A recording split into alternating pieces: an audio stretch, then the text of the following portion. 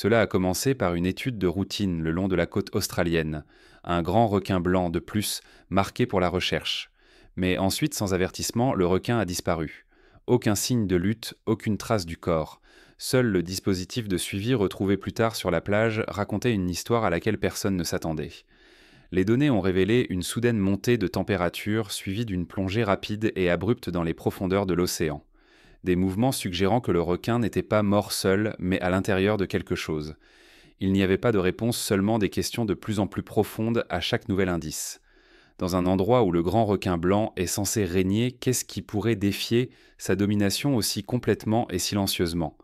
Ce qui s'est passé sous la surface ce jour-là a bouleversé même les biologistes marins les plus expérimentés. Rejoignez-nous pour découvrir la terrifiante créature responsable d'avoir mangé un grand requin blanc. 1. La découverte du grand requin blanc. Tout a commencé par une étude scientifique de routine au large de la côte ouest de l'Australie. Fin 2003. Des biologistes marins ont marqué un grand requin blanc femelle, en bonne santé, long de près de 2,75 mètres, afin de suivre sa migration et son comportement dans le cadre d'un programme de surveillance des prédateurs. Ces balises sont conçues pour enregistrer la température de l'eau, la profondeur et les mouvements. Après une période déterminée, elles se détachent, flottent à la surface et transmettent les données aux satellites. Pendant plusieurs semaines, le requin a nagé normalement le long de la côte sud, suivant un schéma similaire à celui d'autres requins déjà suivis. Puis un événement extraordinaire s'est produit. Environ 4 mois après le marquage, le dispositif a refait surface sur une plage australienne. Mais au lieu de fournir des données comportementales normales, il a révélé un événement terrifiant qui a dérouté les scientifiques. Lorsqu'ils ont récupéré les données, ils ont vu quelque chose d'inexplicable. D'abord une brusque élévation de température. Le requin qui nageait habituellement dans une eau à environ 8,146 degrés s'est retrouvé exposé à une température de 25,35 degrés, 78 degrés, une hausse soudaine et inexplicable. Une telle température est bien trop élevée pour de l'eau libre à cette profondeur. La seule explication logique, la balise avait été ingérée par un prédateur à sang chaud. Puis vint la plongée. Immédiatement après le pic de température, la balise a enregistré une descente abrupte de près de 580 mètres dans l'océan profond. Le schéma ne correspondait pas à celui d'une balise flottante ni à l'activité d'un poisson charognard. Il imitait le mouvement d'un grand prédateur marin plongeant rapidement.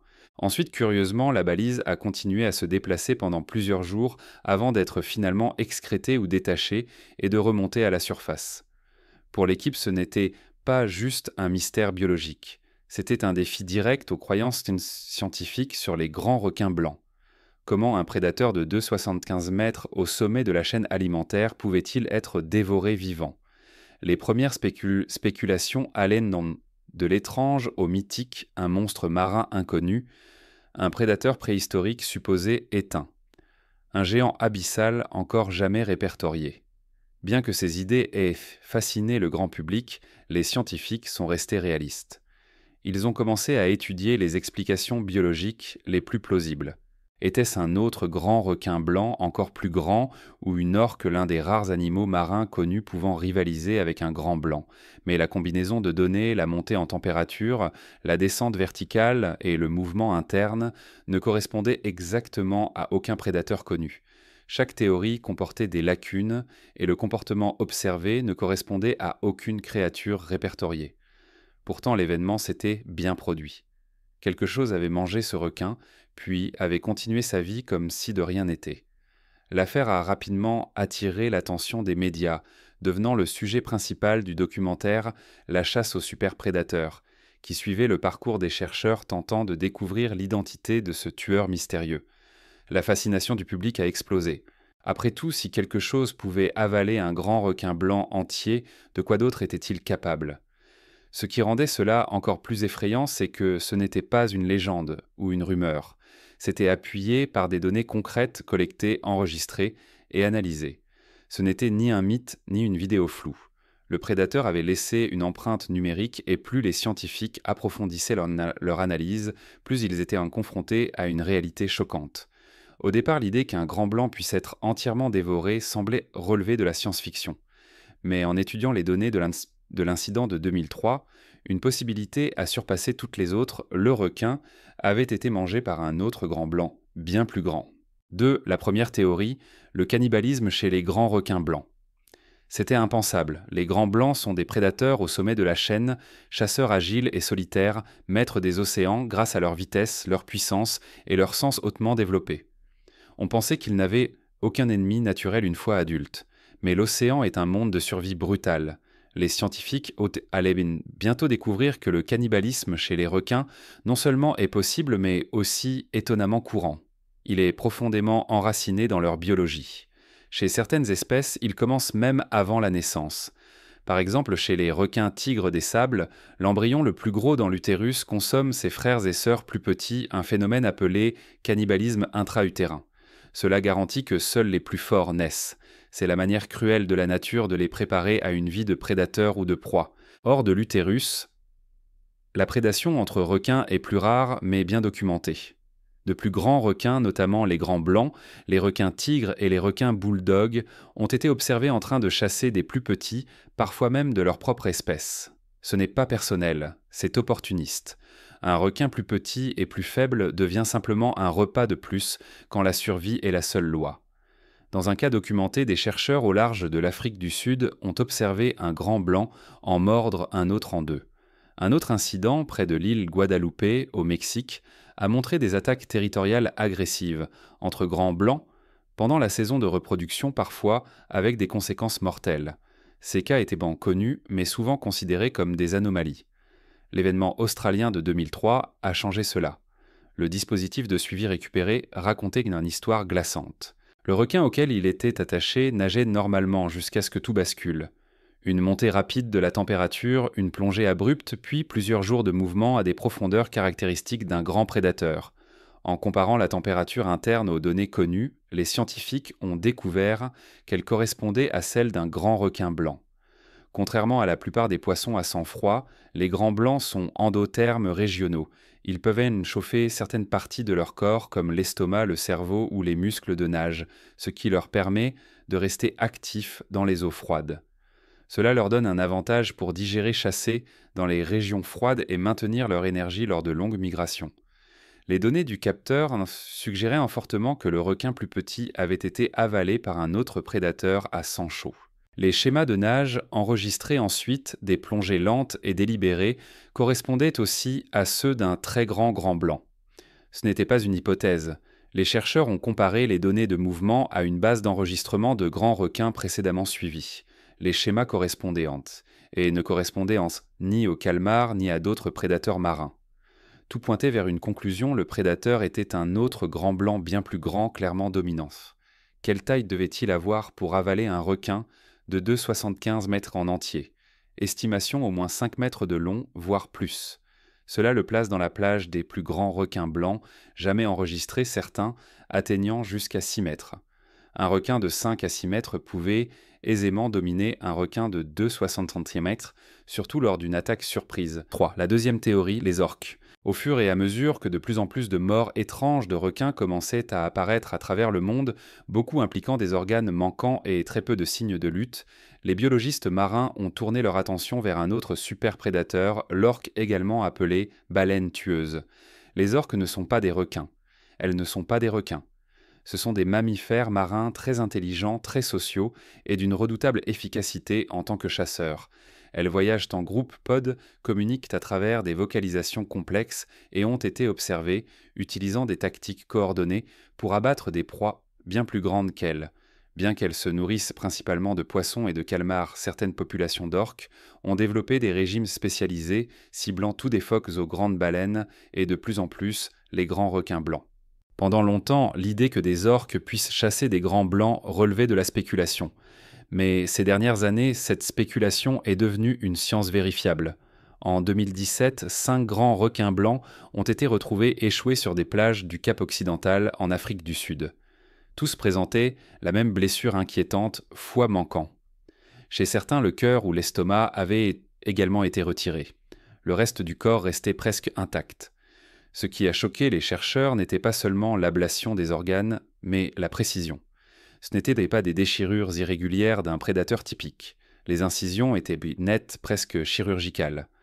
Le tueur, semble-t-il, n'a enlevé que les parties les plus riches en nutriments et laissé le reste. Et dans les 5 cas, il n'y avait aucun signe d'une lutte prolongée.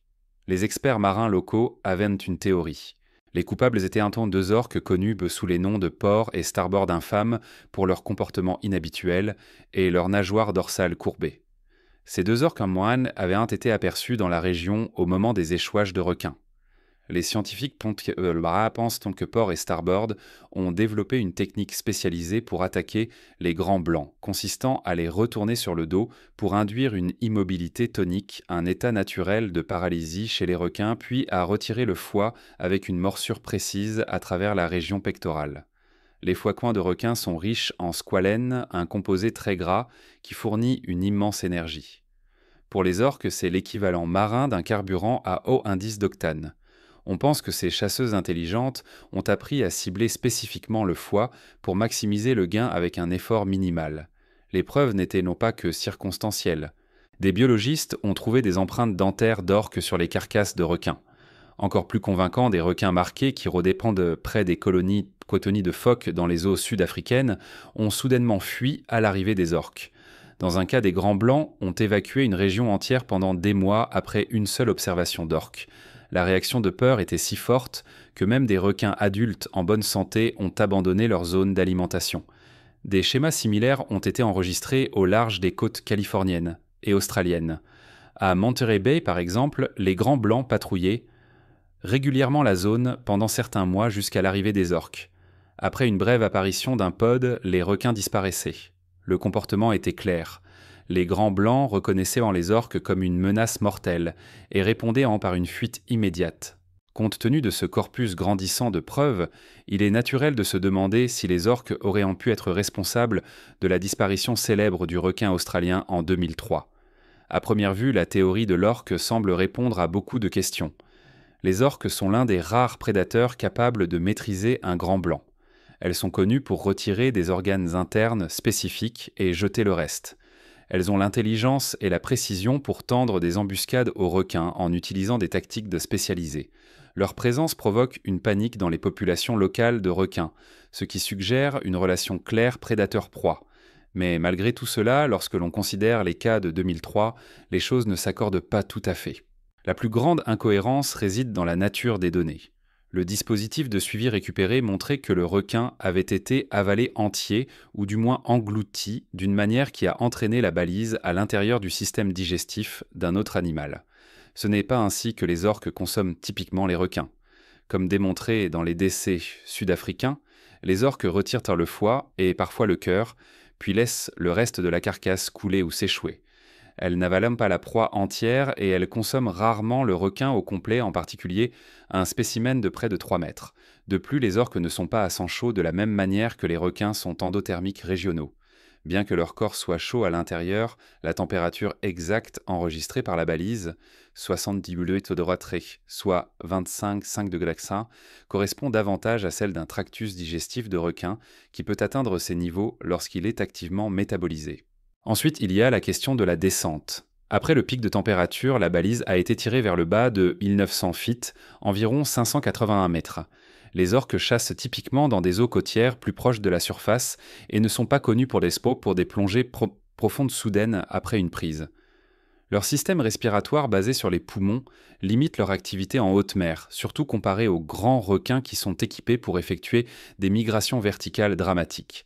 Donc bien que les orques soient clairement capables de tuer des grands blancs et le fassent avec une précision alarmante, leur schéma de chasse connu, leur comportement digestif et leur physiologie ne correspondent pas parfaitement aux données de l'incident de 2003.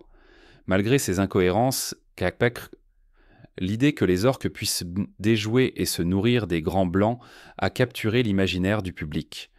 À bien des égards, c'est plus choquant que la théorie du requin cannibale. Les orques sont souvent représentés comme des géants doux vedettes des aquariums symboles de famille et d'intelligence. Les voir comme des tueurs chirurgicaux renverse totalement cette narrative. Cette fascination a alimenté d'innombrables documentaires, articles et débats en ligne. Les réseaux sociaux ont aidé à diffuser des images dramatiques d'orques retournant des requins ou les traînant dans les vagues. En 2022, un drone a filmé 2 orques poursuivant un grand blanc dans les eaux peu profondes, le requin tentant de fuir aussi vite que possible. Les orques poursuivaient calmement, méthodiquement, totalement en contrôle. Les scientifiques mettent en garde contre la diabolisation des orques. Elles font ce que tout prédateur de haut niveau fait survivre, et leur capacité à adapter leurs techniques de chasse les rend parmi les tueuses les plus polyvalentes de l'océan. Une des raisons pour lesquelles la théorie de l'orque persiste en lien avec le cas de 2003 est qu'elle est dramatique, récente et réelle. Contrairement à la théorie du requin cannibale, difficile à observer directement, il existe aujourd'hui des montagnes de vidéos montrant des orques tuant des requins. C'est convaincant. Et il existe une couche psychologique plus profonde, nous n'aimons pas penser que les requins peuvent être vulnérables. Les grands blancs incarnent la peur primale, le pouvoir inatteignable et l'instinct brut. L'idée que quelque chose, même un mammifère marin charismatique, puisse les surpasser est à la fois terrifiante et fascinante. Alors lorsqu'un mystère comme la disparition de 2003 émerge sans coupable clairement identifié, il est naturel que les gens penchent envers le prédateur, le plus familier, celui que nous avons déjà vu en action. Mais l'intégrité scientifique repose sur les données, et les données de 2003 ne correspondent pas au profil d'un épaulard. Pas de ciblage du foie, pas de comportement en eau peu profonde, pas d'attaque en surface. Au lieu de cela ressemble à un événement d'ingestion propre et efficace, suivi d'une plongée lente et profonde, un comportement beaucoup plus typique d'un autre grand requin. Cela ne signifie pas que l'hypothèse de l'orque est fausse en général. Elle est très réelle. Ce n'est simplement pas l'explication la plus fiable pour ce mystère particulier. Pourquoi les orques ne peuvent pas être la bonne explication ? À première vue, les orques ou baleines tueuses semblaient être l'explication la plus logique pour ce qui est arrivé aux grands requins blancs équipés d'une balise. Elles sont incroyablement intelligentes, des chasseuses brutalement efficaces, et on les a déjà documentées en train de s'attaquer à des requins. En fait, dans certaines régions du monde, les grands blancs fuient entièrement des zones pendant des mois après avoir croisé des orques. Mais lorsque les biologistes marins ont examiné de près les données des événements de 2003, ils ont commencé à remarquer plusieurs incohérences qui ont jeté un doute sur la théorie des orques, du moins dans ce cas précis. Commençons par le facteur de la thermorégulation. La balise de suivi a enregistré une montée rapide de la température de 46 degrés Fahrenheit, soit 8 degrés Celsius, à 78 degrés Fahrenheit, soit 25,5 degrés Celsius au moment où le requin a disparu. Cette augmentation soudaine suggère que la balise, et vraisemblablement le requin, a été avalée entière par un animal à sang chaud. Les orques ont certes une température interne élevée grâce à leur physiologie endothermique, mais leur température corporelle centrale tourne généralement autour de 96,8 degrés Fahrenheit 36 degrés K à 100 degrés Celsius, 37,7 degrés Celsius, ce qui est nettement supérieur aux 70 degrés Fa enregistrés par la balise. Donc si une orque avait avalé le requin ou la balise, la température enregistrée aurait été bien plus élevée. L'écart ne se limitait pas à quelques degrés. Cela soulevait une question fondamentale. La balise se trouvait-elle vraiment à l'intérieur d'une orque ? Ensuite, il y a le profil de profondeur. Après le pic de température, la balise a enregistré une descente soudaine et soutenue jusqu'à environ 1900 pieds, soit environ 580 mètres. Bien que les orques puissent plonger à des profondeurs impressionnantes jusqu'à 3280 pieds, soit 1000 mètres, elles ne le font généralement ni rapidement ni fréquemment. Leur alimentation se fait habituellement dans des zones plus proches de la surface et leurs plongées profondes sont rares et délibérées. Ce que la balise a enregistré était une descente rapide et soudaine, plus cohérente avec le comportement de certaines espèces de requins, en particulier les grands blancs connus pour leurs mouvements verticaux abrupts dans la colonne d'eau. De plus, les orques sont par nature des chasseuses de surface.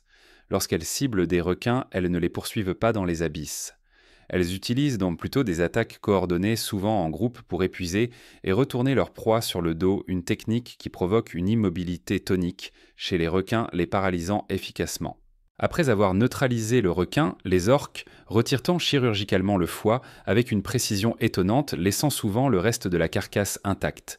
Mais dans le cas du grand blanc de 2,75 mètres, aucun reste n'a jamais été retrouvé.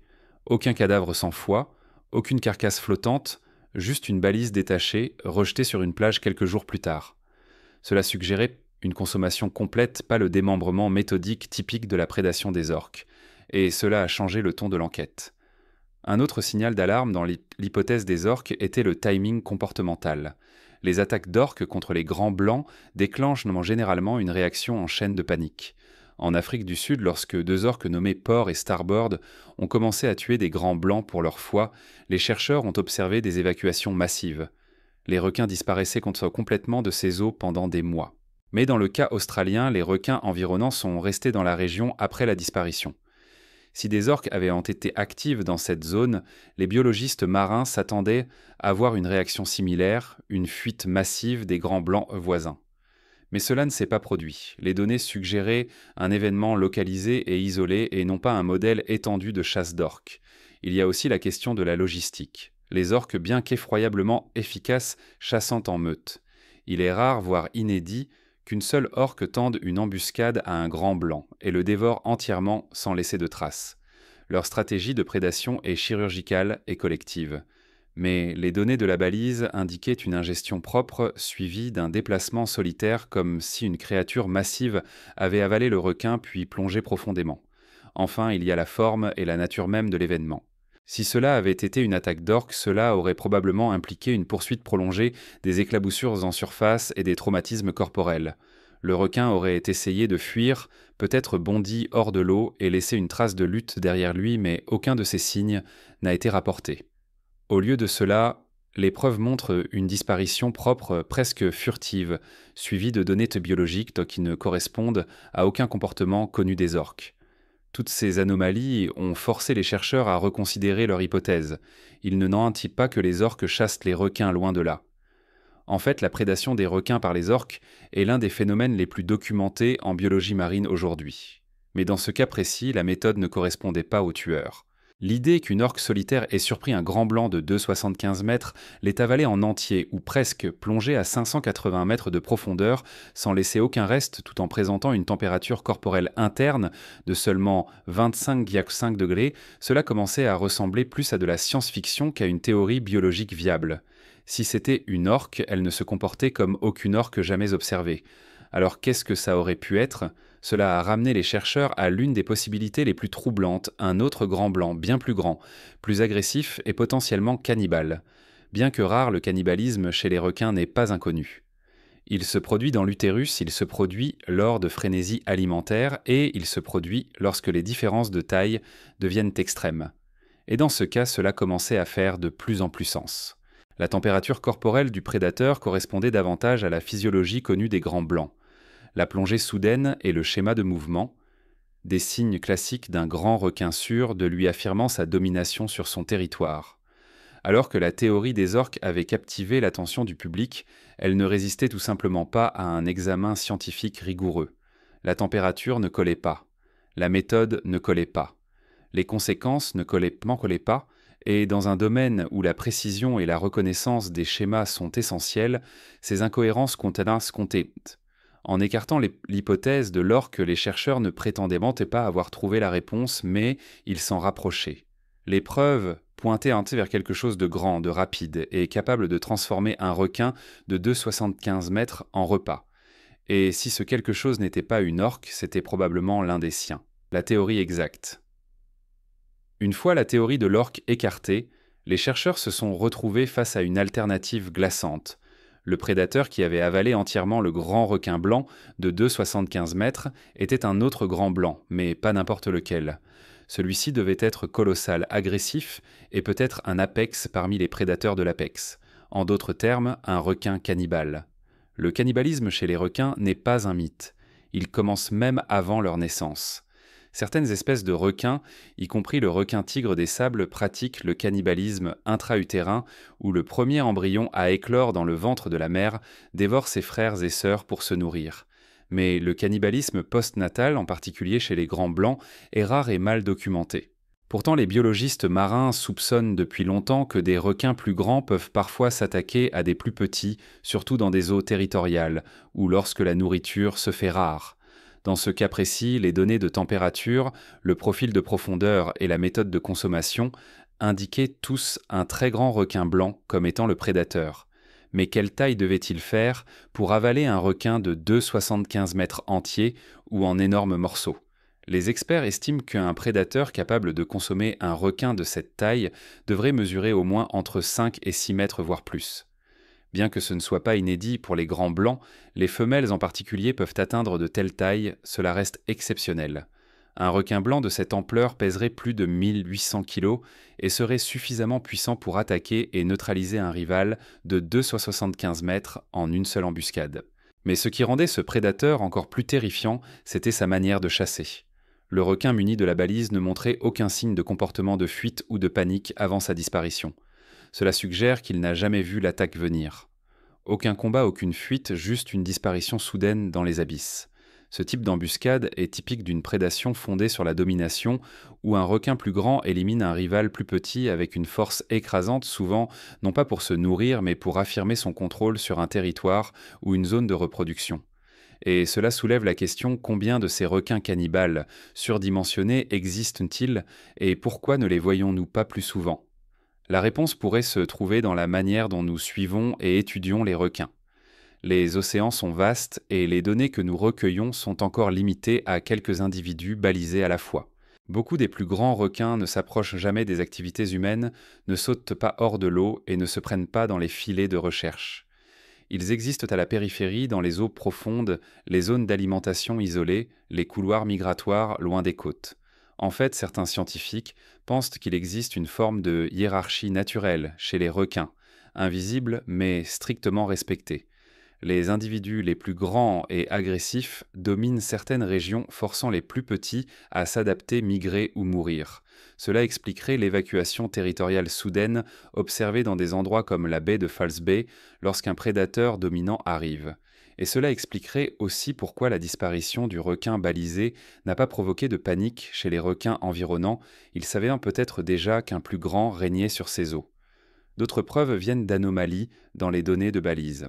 Dans les années qui ont suivi l'événement de 2003, d'autres chercheurs ont commencé à remarquer des motifs étranges dans les données des chutes soudaines, des variations de température, des pertes de signal, certains présentant des similarités troublantes avec l'incident du requin alpha. Bien que moins spectaculaires, ces événements laissaient entrevoir un monde caché de prédation entre requins que la science commençait à peine à découvrir. Dans certains cas rares, des carcasses de requins, avec d'énormes marques de morsures, ont été retrouvées sur les plages.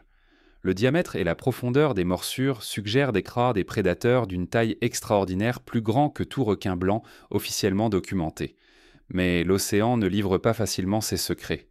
Les carcasses coulent, les balises se perdent, et les témoins n'existent pas.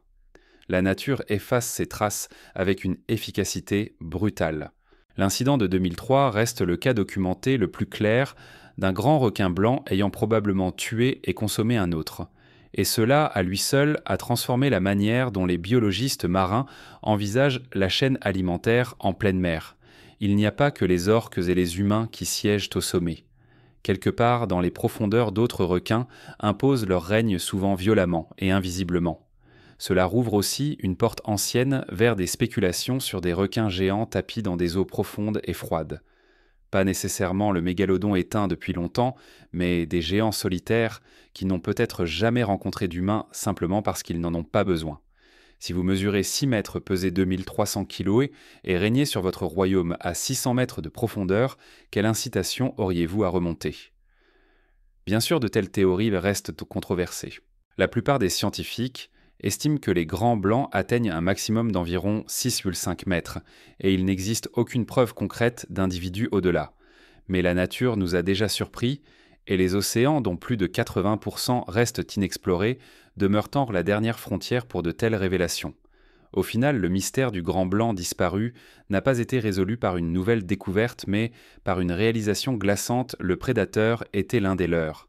Quelque part sous les vagues, un requin monstrueux plus grand, plus intelligent et possiblement cannibale avait revendiqué sa proie. Pas de fanfare, pas de traces, juste un pic de température, une plongée dans l'obscurité et un acte de disparition qui a secoué le monde de la science marine. Si vous avez apprécié cette vidéo, aimez et abonnez-vous, et cliquez aussi sur la prochaine vidéo affichée à l'écran.